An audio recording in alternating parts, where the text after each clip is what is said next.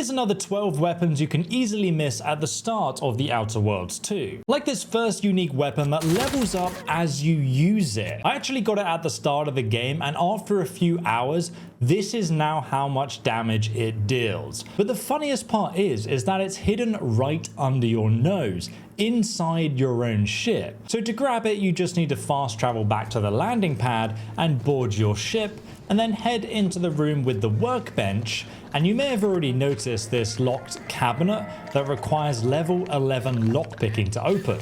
Obviously we won't have that until a lot later in the game, but conveniently, if we turn around and go over to the stacked boxes in the corner, you can find a secret power switch which then opens the weapons cabinet to reveal the rookie's reward. And thanks to the special mod, this weapon will actually level up the more you use it, and each time it levels up you'll see a nice confetti explosion, and then the gun will get a boost in its damage, its rate of fire, the amount of ammo capacity it has, and it will even get improved recoil. It's also themed around the Moon Man, with the top hat being the reticle, which is pretty funny. However, the weapon itself does take short round ammunition, and you will need to buy the crafting recipe in Fairfields from the vending machine just in front of the general store to craft it.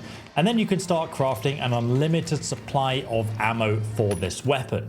And it is honestly worth holding onto and using and just upgrading over the course of the game. Or perhaps you prefer a stealthy gameplay style. You may have overlooked this hidden silent sniper rifle right outside the Fairfields landing pad just here on the map. You will need to have the double jump ability unlocked to access it, which you can find out how to get at the start of the video guide linked down below in the description. But this lets you double jump onto the stacked cargo containers, and there's also a bunch of loot here as you climb up, so make sure you grab that too. But most importantly, you can grab the silenced repeater rifle, which also has a pre-attached hologram sight. I'll also show you how to get a silenced pistol later on though. But for now, if you look to the south, you'll also see a hidden cave right next to the landing pad, and it's here you can find one of the cooler looking armor sets and a shrink ray gun right behind the Fairfields landing pad just to the southwest here on the map. Now this cave is called the Crabble Spawning Grounds, a rather well hidden cave which most players would miss if they went straight to Fairfields.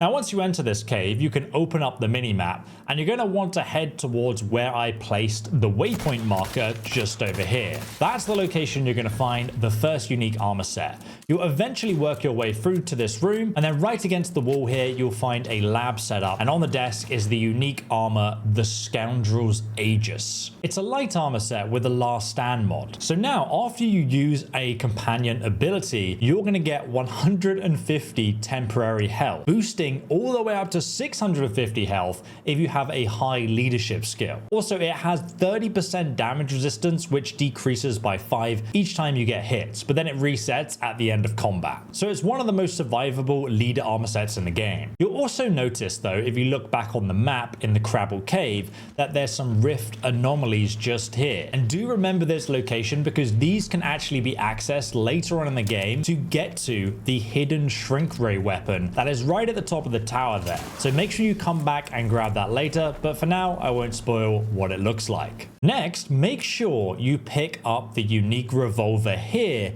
in the Fairfields town shop, just here on the map. Now the weapon may not initially look that great, but let me explain. Inside you'll find Arthur Crombie, who sells the unique Rattler pistol with the Snake Shot mod. It converts all the short rounds into ranged shotgun shells that deal 15 times 8 damage, and that also varies depending on your gun skill. But currently that's 120 damage a hit, and due to how damage works in this game, it's actually insanely broken and powerful. So I highly recommend grabbing it for yourself, along with the decryption key that he also sells. You're not going to want to miss unlocking this unique helmet in Fairfields town. You can obtain it in the north of town by chatting to the Detective Warren outside of the house here, and he's investigating apples going missing from the greenhouse. Literally in the house, he's standing outside. You're going to go in there and you're going to find a terminal, but you will need to hack it to gain entry. Don't worry if you don't have the hacking skill, because just behind you next to the fridge on the floor,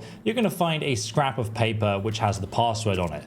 So you can also use this to activate the terminal, and that, once open, opened is going to uncover a secret unlock system, which can be triggered to reveal a hidden basement in the house. So to access the secret cellar, go back outside and around the corner, and then you can go into the secret cellar itself to find out who's been robbing the place. And you can either choose to kill them or imprison them. After you've sorted them out though, you can find a high security lockbox on the left hand side. And once opened, you will obtain the manager's tasking hat. Now, any enemies that you hit with your attacks get marked, and your companions will then prioritize them and deal even more damage to them. And this damage boost actually scales with your speech skill too. Now, while this next weapon isn't unique, I do recommend grabbing the Shock SMG here in the Fairfields police station. You can actually just climb up on the scaffolding just behind, and then that allows you to access the roof of the police station, which has a hole in it. If you then drop down into the hole, you will find an entry into the weapons room, which is the earliest location you can get a Shock SMG gun. This is by far the best for dealing with robots early on. Once you've opened the door, you can also convince the guards to pay you for opening the locked door before you leave. Another location you may have missed in the Outer Worlds 2 is directly east from Fairfields. The Arbiter training facility has lots of robot mechs roaming around, and you can either stealth in or you can go guns blazing to take them out, maybe using that Shock SMG I showed you how to get earlier. But once you've taken care of the Arbiter mini boss, to find his safe you need to go right to the back of the complex where you'll find his office. Enter his office where you obtain his vaulted revolver on his desk, basically a shock pistol for taking out robots. But then most importantly, in his safe right here you're going to find the unique Arbiter Vanguard suit. And now whenever you take damage in combat, you'll gain a stacking 1% critical chance that resets after you land a critical hit. It also has a 20% chance to ignore incoming attacks when your health is below 50%. You can actually get a bunch of unique weapons and armors in this next location in the Outer Worlds 2. It's just to the east of Paradise Island here on the map at a farm called Eden's Bounty Agri-Center. Initially, it doesn't really seem like a very interesting location, but once you've cleared out all the hostile enemies here, right at the back of the main hangar, there's a safe room with somebody hiding inside of it. Now, you can go ahead and assist him with making an antidote, but you'll first need to grab the recording from this building just to the southeast, over here on the map.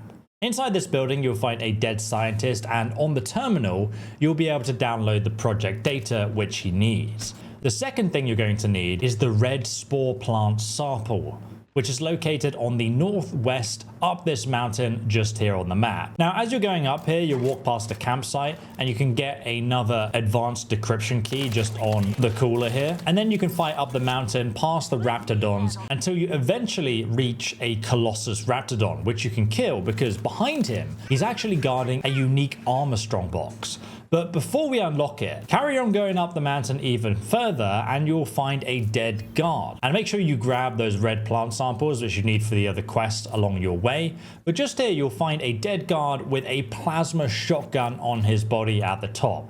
This is super effective versus unarmored enemies, so make sure you grab it and take it with you. But as for the unique lockbox we found just now, if you open that, you will get the unique native species armor set. This armor has a mod called From Nowhere, and it will make the sound of your weapons decrease by 25 to 50% depending on your sneak skill, which is amazing for the silenced sniper or silenced pistol setup because enemies won't actually hear you even when you're firing right next to them. The other effect it has is now when you get the burning effect, it will now heal you instead of damage you over time. Now we have the data and the red plants though, we can return to the scientist and deposit the items in the drop box.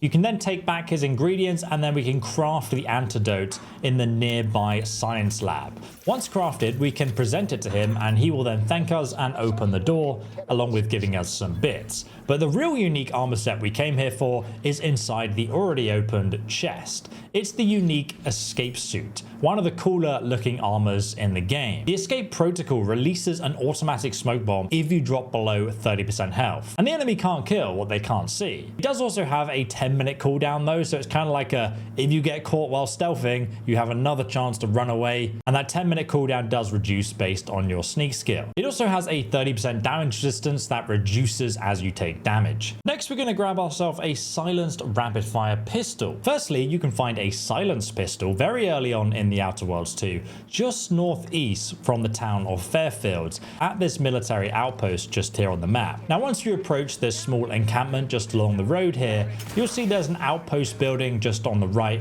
near all the storage supplies. And just behind this building, you're going to find the pre-modded rapid fire pistol with a silencer already attached. Now, it's easy to avoid the heavily defended bridge just to the north at the center of the map in the Outer Worlds 2. But here's why it's still well worth a visit. But it is actually easier if you use one of the other two bridges to then access the central bridge from behind, which allows you to flank all of the enemies and lower the bridge in the control room, where you will also find the key for the armory. This allows you to ambush the enemies from behind and access the armory room, which is on the ground floor of the main building. And the reason I'm mentioning this is because in that armory, you're going to be able to obtain the legendary bomb suit on the ground floor. You can also find another baseball card next to the shotgun, among a bunch of other explosives. Also, just destroying all the enemies here is going to give you a bunch more experience than if you ignore this location completely. Now, the bomb suit itself is heavy armor with the extra cushioning perk that reduces explosive damage by a staggering 90%. It also has a 20% chance to just ignore enemies' attacks when you're below 50% health, so it is well worth getting, and it turns you into a tank.